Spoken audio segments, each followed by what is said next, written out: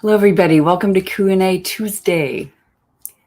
So somebody asked a very broad and simple and powerful question. What do I do about my endless desire to eat too much, to eat these certain foods? It's like, what do I do about my desire here? This craving, the urges, the constant stream of wanting.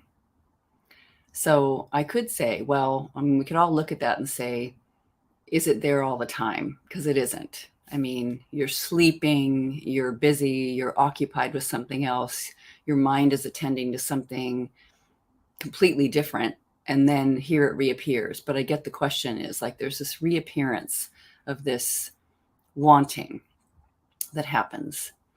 And of course, the thought that will come in, the mind assessing that experience and that situation as it's too much, it's endless, it's never satisfied. And those all might be fitting and they might seem true. It does seem like it's true. But let's look at this desire, like it sort of stops there. There's sort of a decision or an idea or a label put on something within the self that just wants it that way. I want that. I want it. And I then think I need to manage it and tap it down. I mean, worth saying that there's this wanting moment, and then there's the reaching and getting the thing, whatever we're compulsive with, food or whatever. You know, I want to smoke, I want to drink, I want to do the drugs, I want to check my phone, I want to text that person, I want to think about that person, I want to clean. It all comes in all kinds of ways, right? There's this compulsive urge, and then there's the activity of doing it, and somewhere in the activity, the urge seems to fall away, or something is not really quite satisfied, and then a new thing is coming in that's actually a bit painful. It's wearing off. You know, the enchantment with meeting that desire is wearing off and wearing down, and sometimes even a bit disappointing. And then afterwards, depending on what you've done in your compulsion, if it's eating, and there's many other things, there's actually pain. Okay, we all know that cycle. That's why we're here. But it is interesting to look at that the mind will say these sort of global statements like, I'm always desiring. How do I stop? Which is in the question. Could it be? So I'm going to tell you a little awareness, a time that there was a turnaround point for me. I was in a therapy group, and I had never been really in a group before. I'd been in classes and I'd been a student, and I was quite young. I was in my early 20s to mid 20s. And I entered this group after having some individual sessions with one of the therapists that led the group. And she felt that the group work was where the power of therapy lies. Interacting with human beings, being with other people.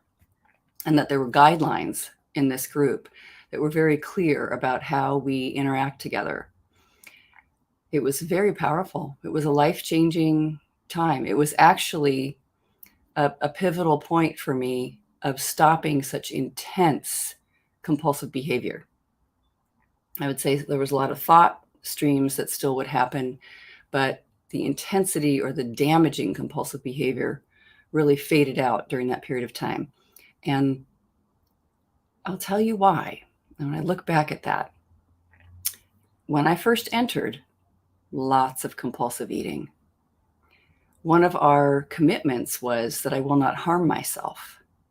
And if you found yourself struggling with one of the tenets, one of the commitments, then you needed to follow a procedure. Write about what you think is happening, and then almost make a plan for working with that experience, especially if it's repetitive, and then just see what happened there. Share it with the group. There's all sort of like actually pretty clearly stated steps to take. around the process of, what was so important that it caused you to actually break your commitment. So I will not hurt myself. There I was hurting myself, and I wouldn't even say it. I wouldn't do the exercise. I wouldn't bring it to the group. So I was hiding. I was so ashamed. I was so frightened and embarrassed. I just felt like I didn't even belong here. Nobody else in the group was a binge eater. They had their own compulsions, other different compulsions, but for this, I felt like unique and especially ashamed and horrible until I realized something has to happen here. I mean, every week I'm spending the week and I'm binge eating during the week, and then I'm coming into this group and I've broken that commitment. And I'm not even saying that I'm breaking the commitment, so that I'm also breaking the commitment I will not lie, which is one of the tenets also. So finally, after, I don't know, 6 months or something, and this is at the beginning of the group, it was a struggle for me to even stay in the room with that much intimate contact that people were talking about. And also I was incredibly thirsty and very curious. So I was fascinated. I could look back and say I really wasn't going anywhere. Even if I thought about probably quitting, I wasn't going anywhere. So 6 months in, I have all kinds of adrenaline rushing through my system because I'm like, this time I'm really going to speak up and say something. I'm going to do the steps that are asked of me to do if I've broken this commitment, and I'm going to say the whole truth. And I did. And it felt like I was nauseated. I felt so ashamed. I was looking down at the rug. I had all these eyeballs on me. I thought it was the most horrific thing to experience. And I found loving acceptance. I had seen other people, do the steps and the processes for what happens if you break one of your commitments to health and love in your life and clarity. And, there was no rejection. Nobody ever got kicked out. I'd never seen that before. In my logical mind, I knew it was going to be okay, but something in the depths of me was so anxious about being rejected and not fitting in and not belonging here. So I had the experience of being accepted and nourished and welcomed in. And I also had to do the steps. I had to go into the corner over there while people went underway with the rest of the group process that was happening, and write out the steps in writing to what I thought was going on and what I might need to help work with this behavior and this process for myself on the inside and get my needs met. That's the key right there. We're talking about desire. Get my needs met. I wasn't even sure what to do. And one of the therapists suggested, why don't you call 3 people a week from this group? Just call them when you're not in the group. And I was like, what? How can that, what? I was so nervous. I'm like, I know these people from this intimate therapy group, not out in the world. Well, of course, I accepted the challenge or the idea, the new way of being, and I began to, hesitantly and carefully and with trepidation make contact with people outside of the group, like just sharing, reaching out to human beings and talking or asking if they wanted to go on a walk, and becoming what is called more honest and open and less frightened and connected with human beings. I had no idea that medicine is what I really wanted. So in the eating peace method, and I'm working in the immersion with people as I do each year, I share a TED Talk that is entitled "The Opposite of Addiction is Connection." And it's just done by a man who has really looked at addiction and looking at addiction in other people's lives and just what the opposite is there. And what I love about it that felt really has rung true for me is that when I'm obsessive about something, it's because I'm seeing a need and I'm thinking that that need is impossible or too dangerous. That desire for that is just untenable. I can't meet that. It's going to take too much. It's too risky. I'll have to actually, be vulnerable and sharing and intimate with human beings in this case. And it will be hard, too hard. And so I'm just going to jump over here and get my thirst quenched in a different way. I mean, in my case, through this compulsive eating behavior, compulsive thinking kind of became prior to the urge to eat. And so I just saw that I really needed contact and connection with my own inner life, with my heart, with other people, and just an openness and a willingness to let go and not have my risks and my fears. So amazing to question what I was afraid of there that would be so dangerous that I wouldn't drink water even though I was thirsty, that I wouldn't find connection and reach out and make contact with human beings, even though I wanted that in my life. It was so enlivening and so interesting and so fascinating and so, um, you know, so so offering so much growth and awareness and support. The community, not the opposite of isolation. So I found myself, by the end of 3 years in that group, when I left, I felt like I could be in any room with any people and any person at all and speak up and talk to them and ask them questions and interested and ask them if they wanted to get together to do something. And it's still my tendency to be more kind of introverted and quiet and comfortable on my own, I would say, but by far actually, but still to make those connections with people and meet them, how powerful that was. So it was almost as if so in the question that this person has asked, how do I work, how do I stop desiring so much? Well, perhaps that's not possible to do. Here's this urge and desire that's just repeatedly rising, saying, hello, it does seem like we need things on planet Earth, breathing, water, shelter. I mean, you could question absolutely everything and say, is it absolutely true that I need it, especially when it's not there? But if I'm moved towards it, would I not move in that direction? And amazing to question, do I really, really need it? Especially if it is not possible to get. I was doing the work um, just very recently in the last few days with somebody who needs a job, needs more money, and is looking for more work.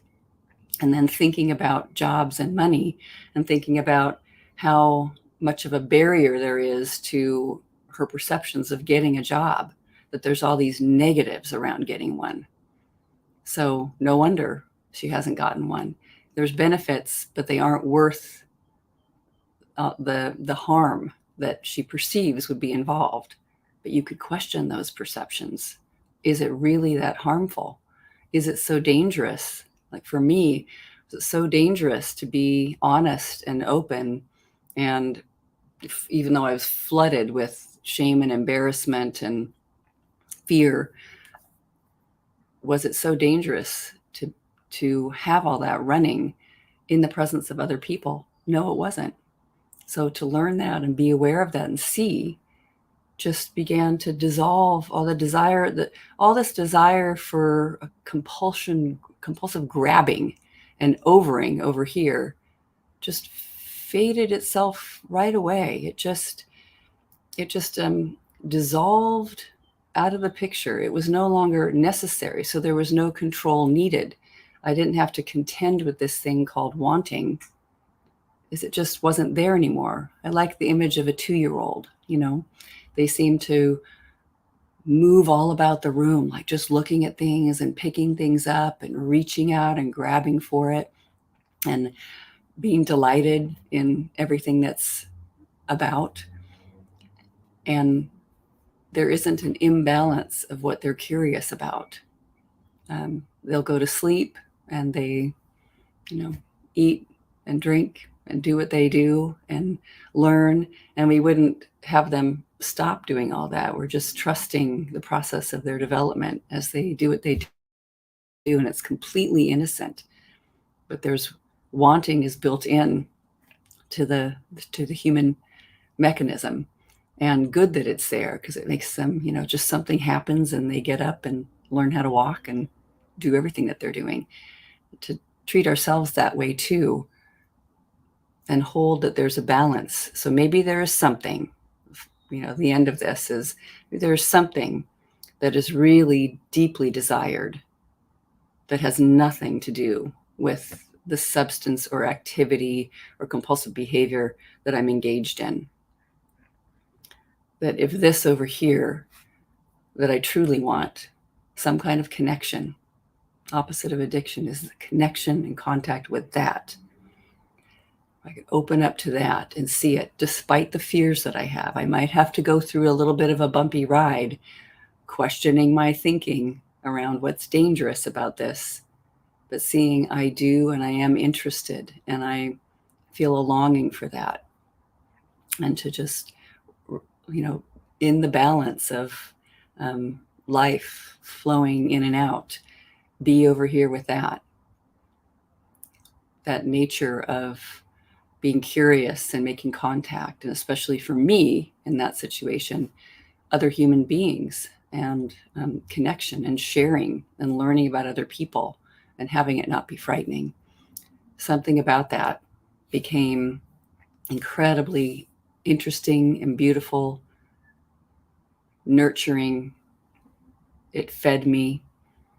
And to be able to see a way around that and through it and being with it without all the danger, or even with all the danger, but questioning all that danger with inquiry. Seeing, oh yeah, I have adrenaline because if something feels risky here, it feels if I'm risking rejection or abandonment or criticism, and doing it anyway. Instead of, then there's no longer a need for it to all get suppressed and pushed down and then come firing up like some other, some other spot in Yellowstone National Park. Like, wow, the desire is going to come up over here in some other distant place because I'm not letting it just be as it is in this place, natural, innocent. So something to meditate on and consider. What do I really want? How do I really want to experience my day and my relationship with what is? What am I seeing there that feels frightening? I can write that down. I can question it.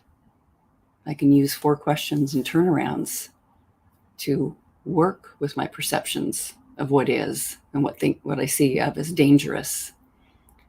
And I love that I put myself in that situation. It was before I ever knew the work, but I put myself there in a place that I perceived as being pretty anxiety riddled. And but I knew it was the right place for me to be.